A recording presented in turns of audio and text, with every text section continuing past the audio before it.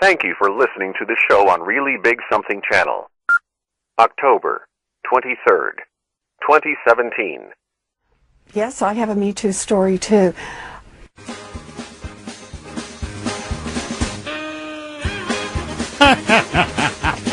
I mean, this is incredible.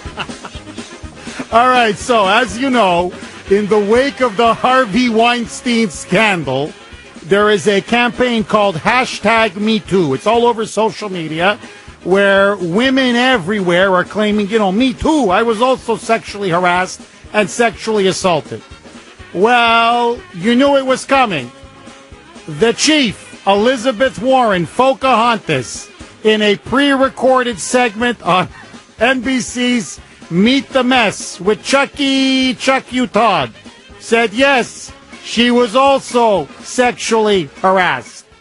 According to her, in the late 1970s, early 1980s, when she was a, quote, baby professor, I swear that was her term, a baby law professor, just a baby, she says that there was a man there, a senior faculty member, according to her, that would often make crude jokes, sexual jokes, made her feel uncomfortable. And one day he invited her into his office. And according to her, this is what happened. I was a baby law professor and so excited to have my first real teaching job. And there was a senior faculty member who, would tell dirty jokes and make comments about my appearance. And one day he asked me if I would stop by his office, which I didn't think much about, and I did. And he slammed the door and lunged for me. It was like a bad cartoon. He's chasing me around the desk, trying to get his hands on me. And I kept saying, you don't want to do this. You don't want to do this. I have little children. Please don't do this.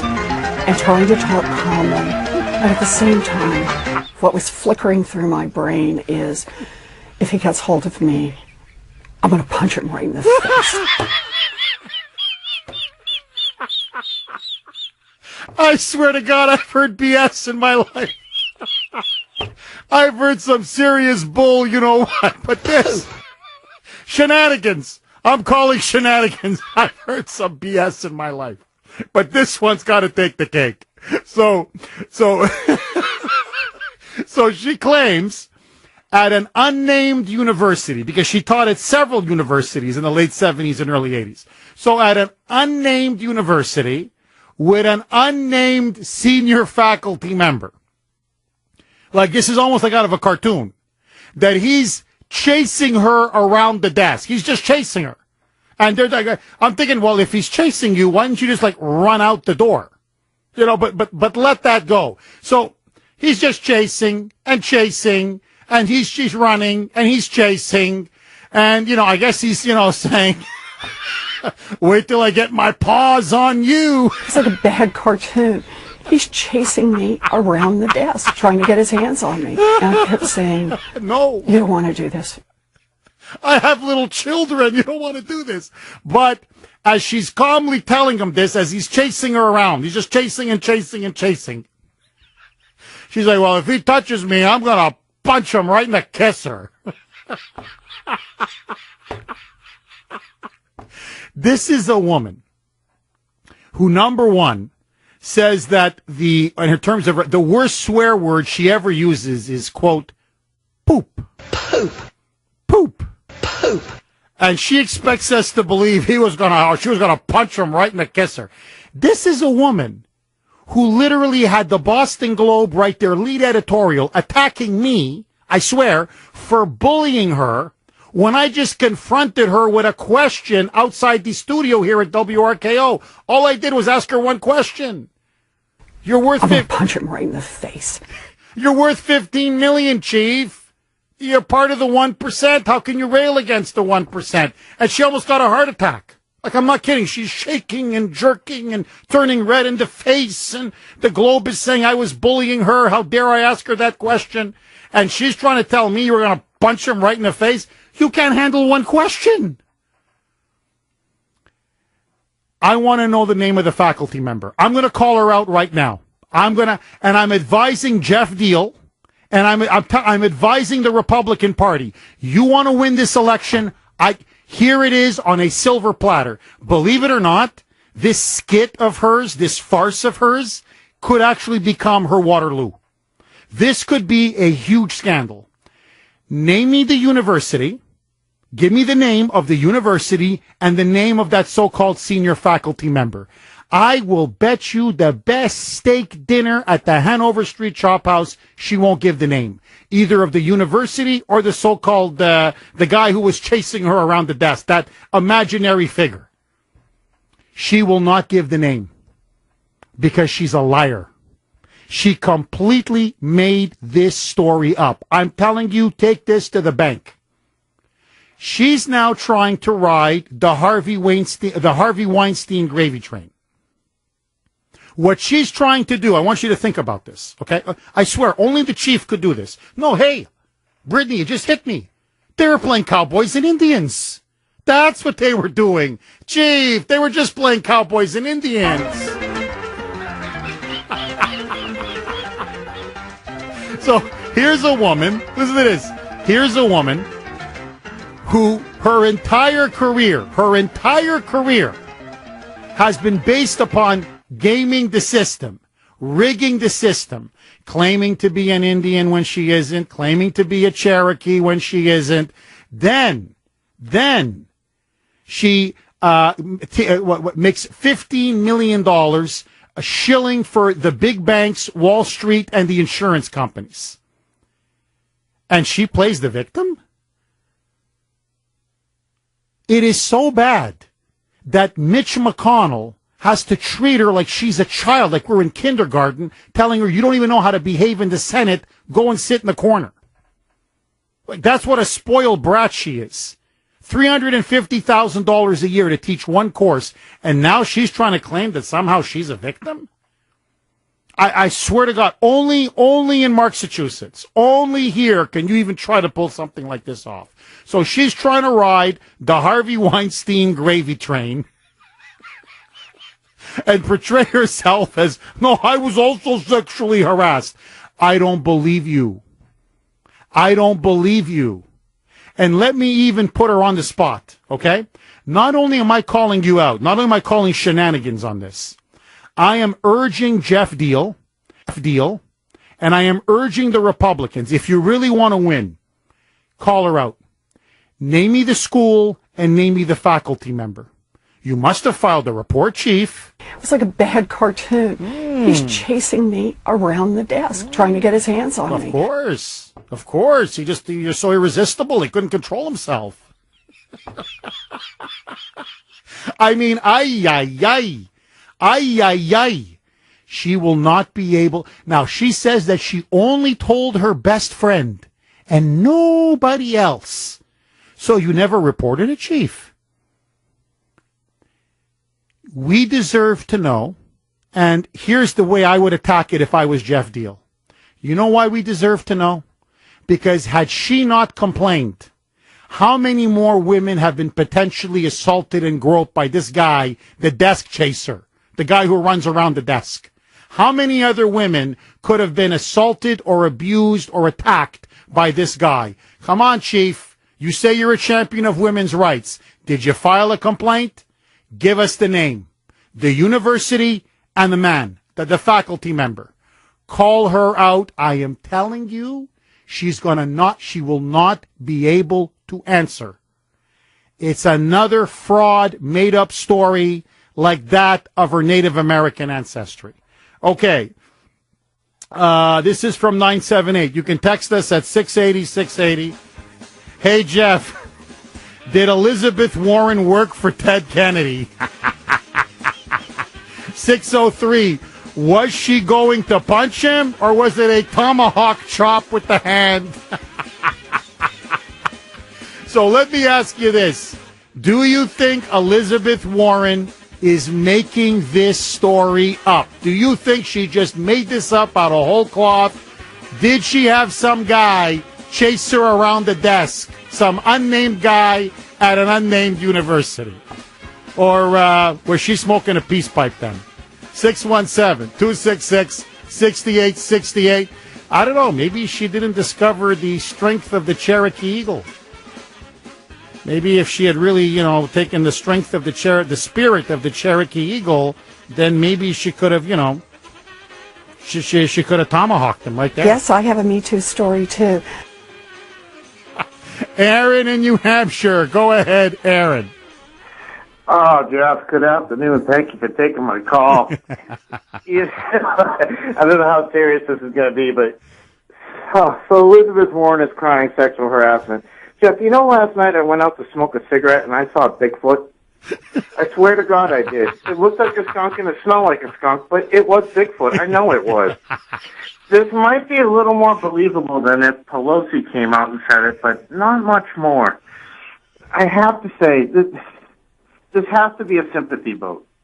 She has to be playing to her base of we're offended, we're victims, let's ride the gravy train of, like you said, the Weinstein, whatever the political flavor of the month is, because she knows she's getting hammered by Deal. She got hammered by you. I'm surprised you don't have a restraining order on you.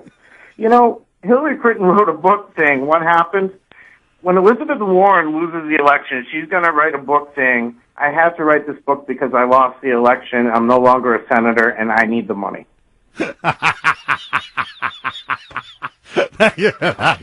Brittany, I got to ask you this.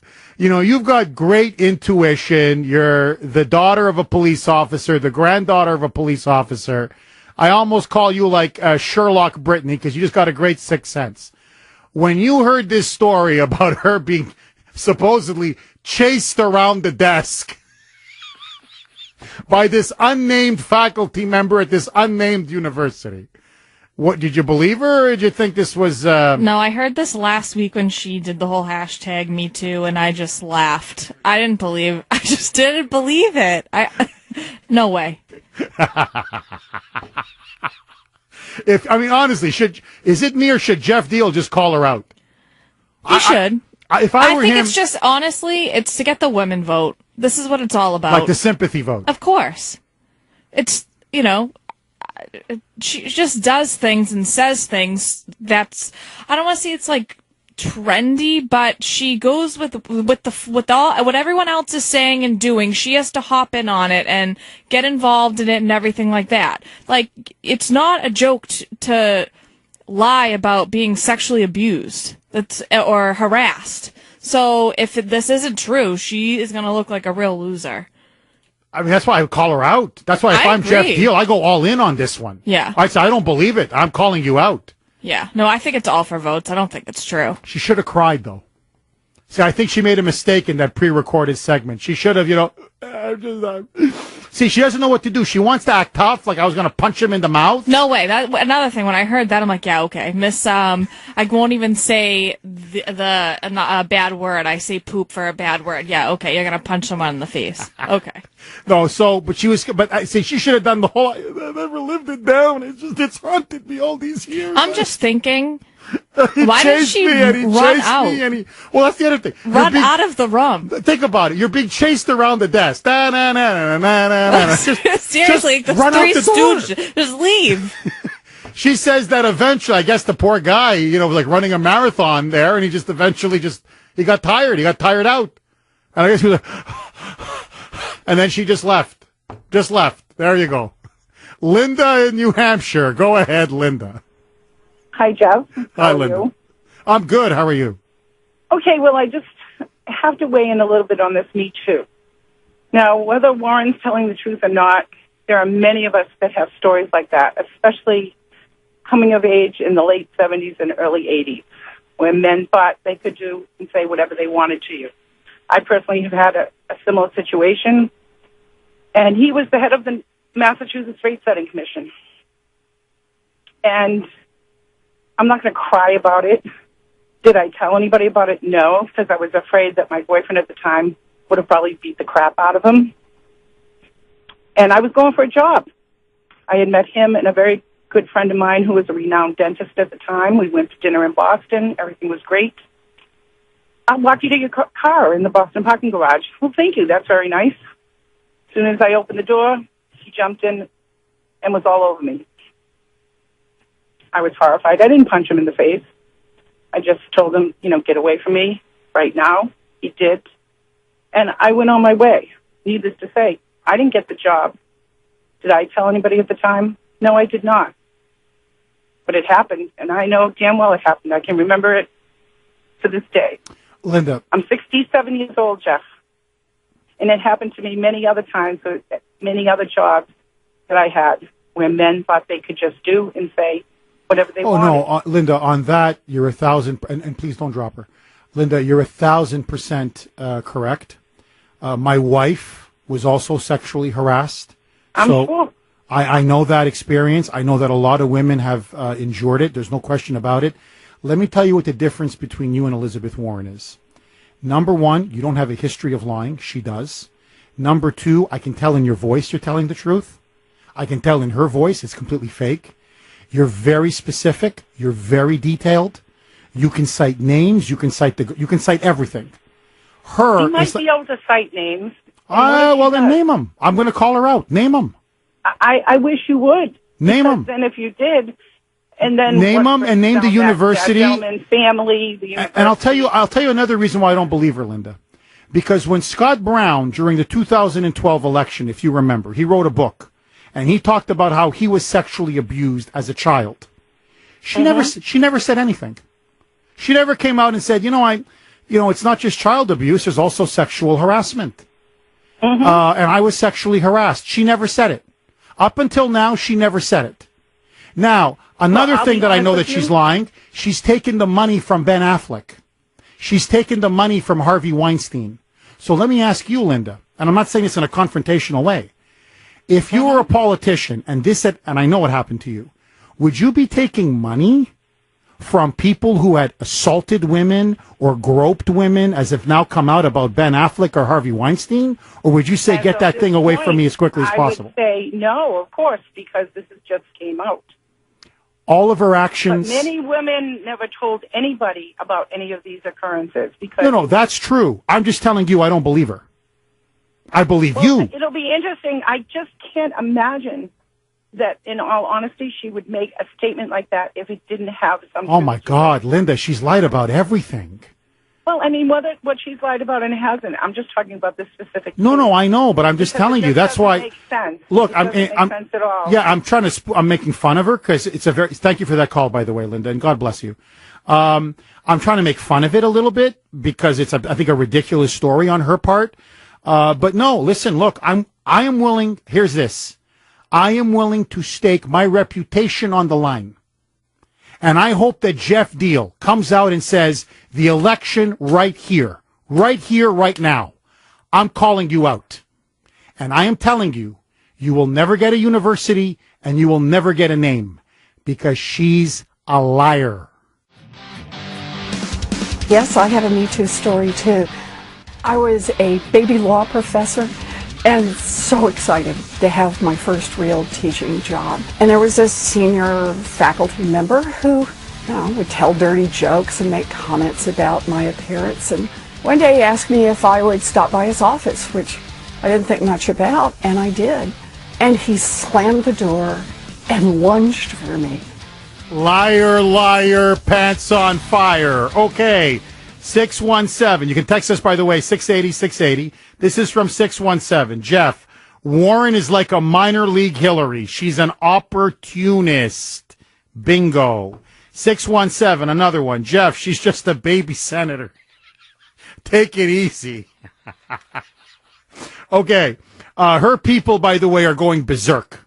I mean, they have a running war with me now. They can't stand me for how I unmasked her by asking her that supposedly tough question. So now they've got their surrogates out. This is from Jeff, but spelled Geoff on the Facebook page. Obviously, one of Warren's little drones. The headline should read, quote, based solely on his own sexist opinion. See, now I'm a sexist. And with not a shred of any evidence to the contrary, in any way, Kuhner shows his true colors in trying to silence a woman for attempting to share her story. Who's trying to silence the chief? It's the opposite. I want her to speak more. Give me the name of the university. Give me the name of the faculty member and let her tell her story. but she can't because she's making it up like everything else. She's lying, lying, lying. Let's take it to Evan Heidenrich in the newsroom. 136 here on the great WRKO, 617-266-6868 if you want to be part of the show. Okay. To the Moonbats, congratulations, we've done it again. So local story now gone national, even international. It's either us or California. We're in a race. Who can out Moonbat each other? Well, we're up there. We're slugging it out now. We are really slugging it out with California. So this is a local story, but believe me, it's everywhere. It's even now become almost international. So this occurred in Gloucester at the West Parish School, in which they had a fundraiser. So you're going to say, Jeff, what is a Gloucester school holding a fundraiser for the grade 5 by the grade 5 parent committee? Why is this such big, never mind local news, it's such national news? Well, the principal has now had to issue an apology because at the school Halloween party, it featured a tombstone with the name, quote unquote, Don Trump. They just couldn't squeeze in Donald Trump, so they shortened it to Don Trump. So here's exactly what happened. There was a haunted happenings party at the West Parish School. It was on Friday night. A fundraiser was held to raise money, I guess, for the grade 5 students. And at the event, there were several tombstones. And it was for like a beanbag competition. So you could just throw, like, I guess, bean bags at these tombstones. Well, one of the tombstones had the name Don Trump painted on it. A shocked parent who was at the event posted a picture, a photo of the tombstone on Facebook, and, sent it to Amanda Orlando Kesterston. She's the chairwoman of the Gloucester Republican City Committee. Then Amanda Kesterson put this photo up of the tombstone, posted it on Facebook. And she said this along with the picture, quote, I find it absolutely despicable that the PTO of one of our local elementary schools would bring this political agenda before our children. The parents or teachers responsible for this disgusting display should claim responsibility publicly and apologize publicly as well. So you have basically a parent-teacher organization. It's a political event. It's a school event. You should not be injecting politics. To me, it's just common sense. And, of course, they think it's funny to essentially have the president's name on a tombstone, i.e. somebody should kill him, or wouldn't it be great if he was dead? And, of course, the Moonbats at West Parish School in Gloucester loved it, or at least the parents did, and some of the teachers. After this went viral, and, of course, the backlash began to grow, the principal has now had to issue a formal statement. Quote, this event was fun and it was successful due to the efforts of many families. Unfortunately, however, listen to this. Unfortunately, however, one game brought in by a parent included the name of our president painted on a tombstone. Principal Talena S. Imel wrote in a letter, while according to the parent, this was designed to be humorous, a number of attendees rightfully felt that it showed disrespect. And intentionally or not, it inappropriately brought a political agenda into what was designated to be a fun family affair. And the letter ends by saying everybody has learned their lesson. You shouldn't inject politics or bring a political agenda into a school function or a school activity. And let's just let bygones be bygones. Now, a couple points, and then I want to open it up to you. 617-266-6868 is the number. Point number one, who thinks it's funny to imply the death of a president? Like, how is this funny? That's number one. Number two, And I said this during our pre-show meeting. I said, if we were just saying, look, as a society, we want to poke fun at politicians or we want to poke fun at our political leaders, and it's basically open season on everybody. Well, if they were allowed to do this, let's say under Obama, then I'd say, well, okay, fine, I could see the argument. But you could never put a tombstone with Obama's name on it, or else the Secret Service would pay you a visit. You could never have a fake beheading of Obama, as Kathy Griffin did with Trump, and not be prosecuted by the Secret Service. So there's something going on with Trump in which you have these liberals that keep fantasizing about wanting this guy dead. They either want to behead him, they want to shoot him, or they want to see him 6 feet underground. That to me is the obvious point here. So how could you even think this is funny or humorous, especially with all the death threats that he gets? And finally, the only reason why the principal is now even writing a letter, the only reason why the principal is complaining, is because they were caught. The teachers were caught, and some of the parents were caught. And so now, all of a sudden, let's not bring politics into school activities. Let's not bring a political agenda into school. Really? Because you didn't mind the pro-Obama propaganda for years. You don't mind the pro-Hillary propaganda. You don't mind the climate change, the global warming, the gun control. I can run down the whole list. You don't mind indoctrinating the kids on that. Now, all of a sudden, instead of really going after the teachers who permitted this, you're suddenly, lesson learned, and let's just never do it again. My friends, I am telling you, what you're seeing at that school, at West Parish in Gloucester, is a deeper, troubling cultural sign in our entire culture, which is that the left is becoming increasingly unhinged. For them, it's no longer opposing a president, disagreeing with the president, challenging a president, writing editorials or letters against the president, or whatever it is. Now it's, let's kill him. Now it's open fantasizing about beheading him, shooting him, killing him, putting him 6 feet under the grave. It's like it's like whiskey to an alcoholic. It's like crack cocaine to a crackhead. It's bad, but it's irresistible. And so you've got this going on in Gloucester. You've got Snoop Dogg, I kid you not, that rapper. He's now come out with a new song, I swear, called not Make America Great Again, but Make America Crip Again. You know, the Bloods and the Crips, like the gangbangers, where he's also now talking about it's time to remove Donald Trump from power.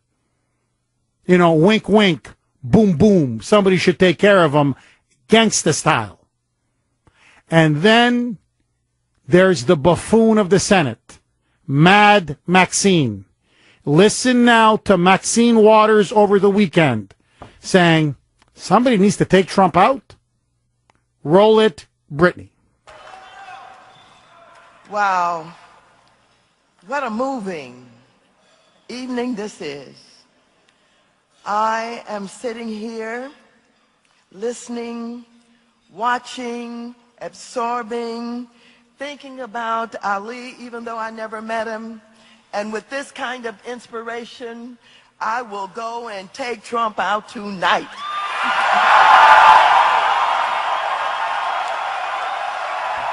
Look at him. Look at him. I look at him. They can't control themselves. Look at him. You know, she's I'm going to kill him. I'm going to take him out. You know, I'd love to take him out. Oh, yeah, whoa, whoa, yeah, baby. Yeah, baby. Do it. And this is now one of the leading Democrats in Congress? This is the Trump derangement syndrome, this fever that is now sweeping the media, sweeping the left, and sweeping much of the Democratic Party. And so here we go, Gloucester, you've got the West Parish School, And my question is a very simple one. Why aren't the teachers that were involved in this, how come they're not being held accountable? Who thinks it's funny to call or hint for the murder of the President of the United States? And I want to have an honest conversation, if they have the guts, with the liberals that are listening in. And I know many of you do listen. Why does he scare you so much? That you now openly fantasize about murdering him or killing him? No, really, honestly. What has he done concretely that somehow deserves even this kind of discussion or this kind of talk? Because I'm telling you that this kind of heated rhetoric, this kind of legitimization of killing this man or shooting this man or assassinating this man, eventually somebody's going to want to do it. Somebody's going to want to do it. And you can say whatever you want about Jeff Kuhner. Yes, I was a staunch critic of Barack Hussein Obama. Yes, I was a staunch critic of George Walker Bush. Yes, I was a staunch critic of William Jefferson Clinton. Yes, I've been 3 presidents now I have been really dead set against. I never once fantasized about killing any of them. God forbid. Or call for them to be killed, or joke about them being killed, or being murdered, or whatever. I mean, that's sick. And again, where's the Secret Service? How is it that they can keep doing this again and again? Hinting, suggesting, outright calling for the president to be killed, and then, oops, sorry, the backlash, it's pretty, a lot of parents upset, huh? They're saying he's the president, then we shouldn't be threatening to kill the president. We're very sorry, and quote unquote, here's what the principal said. Our job is to train students to think for themselves, to understand their emotions, and to show respect, not to persuade them of any opinions, political or otherwise. So this is just, no, it's not right, then it's a good learning experience, and let's just move on. What? No. You're the principal. You weren't at that event? I want to know, was this principal at the event? Number one. Did you know that tombstone was going to be there? Did the teachers okay this? How come no teacher said anything? How come this was allowed to take place? Don't try to pass this off on one parent. It's your school. It's your staff. It's time that they be held accountable. Because I will tell you this. If this happened under Obama, whereby some conservative parents or conservative teachers or a conservative principal at a school activity, at a fundraiser, had a big tombstone and with Obama's name on it, the media would be going berserk.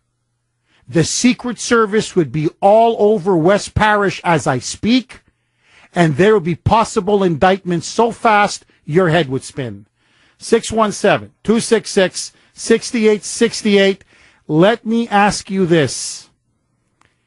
Should people at this Gloucester school, staffers, teachers, and others be held accountable?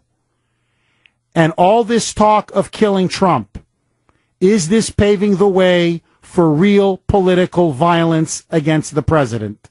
Your calls next. 155 here on the great WRKO. Okay, another ugly, very ugly incident of Trump vitriol, anti-Trump hatred. This time, it's local, but it's now gone national. In Gloucester at West Parish School, at a school fundraiser Friday night, a tombstone, I guess a beanbag tombstone. They thought they were just having fun with a tombstone with the president's name written on it. Was this just a good humor gone bad, or should the Secret Service investigate? Victoria in Boston, you're up first. Go ahead, Victoria. Oh, hi. Thank you for taking my call, Mr. Kuhner. Go ahead. We've spoken a few times regarding praying the rosary to help heal the ills of our society, but I'm calling now today. I was so struck with how it is you described this Gloucester school incident about the children needing to throw beanbag or some sort of object play a game with beanbags. Yes. Oh, okay. Thank you. I was just recalling. First of all, I want to say that this action, this attitude about killing a president or that a president should be dead could be traumatizing or demoralizing or robbing children of their innocence more than persons may realize. I'd like to please recount how it is that when my father was a pilot in the Air Force and we moved from Kansas, I was 8 years old, and we moved to Alabama outside of Montgomery, so that he could attend War College. And John F. Kennedy actually had been shot the year before. I was 7 years old. I remember being in Kansas. I'm a child, and I know that something so horrible, I don't know anything about politics. I'm a little girl, and I know something so, horrific has happened, that our president has been shot and killed. And so all these years later now, the truth about that killing has come out more. But what I want to say then, when we moved to Alabama, there was a Halloween celebration a little king and queens contest and little games for the children, just like in this Gloucester school. And I remember you were blindfolded and brought through this like haunted house, and there were bowls and where my fingers were placed in a bowl, and the bowl was kind of gooey, and this person at that bowl, at that table says, "These are JFK's eyes." Oh my God. I never forgot that. And I just responded now to Mr. Ed Tandy McGlasson, who has a ministry with Blessing of the Father, and he played with the NFL league before. And he said how these football players, the NFL, are taking this knee, that so many of them never had fathers, and how it is that there's this disrespect. And I'm just calling out now. Victoria, I'm up against it, but no, look, I hear you, and thank you for that call. Look, it's sickening. It's immoral. It's wrong. Whoever the president is the president of the United States. And to even joke about killing them, or to have the children, these are grade 5. This is grade 5 we're talking about. It's traumatic. It's sickening. And for them to try to whitewash it now the way they are, well, lesson learned. No. If this was Obama, it would not be lesson learned. People would be held accountable. Some would be fired. I want a thorough and proper investigation, or is it just me? Glenn and Carver. Go ahead, Glenn. Hello, Glenn? Did we lose Glenn? Okay, Nancy in Middleton. Go ahead, Nancy. Hi, Jeff. Thanks for taking my call. My pleasure. I'm a first-time caller. Welcome. I love your show. Thank you. My husband and I talk about this double standard on a daily basis, when this reverse discrimination against the, I'm nervous, I'm sorry, against the... Against Trump? Yeah, against us. Against conservatives, yes. Yeah, and they're protected. The liberals never answer for any of their actions. They're protected by the media, and whatever they do, they're just hell-bent on making it okay. And the rest of us, they try to shove it down our throats, and that's not acceptable. And I do believe that school should be held accountable for their actions. I think that's a terrible thing, and it definitely sets a precedent, and somebody is going to go after this man. And I don't understand the hatred. Nancy, I'm up against it very quickly, Sure. though. If you had a child in that school, what would you do? I would be very upset. I agree with you. Oh, boy. If that was my Ashton or Ava in that school, I would have called that principal and given that principal an earful. Okay. A sickening death of a 7-year-old boy by a pit bull leads to the question, should they be banned? The voice of Boston is you. 680 WRKO Boston, 93.7 WEEI HD2 Lawrence, Boston. It's 2 o'clock.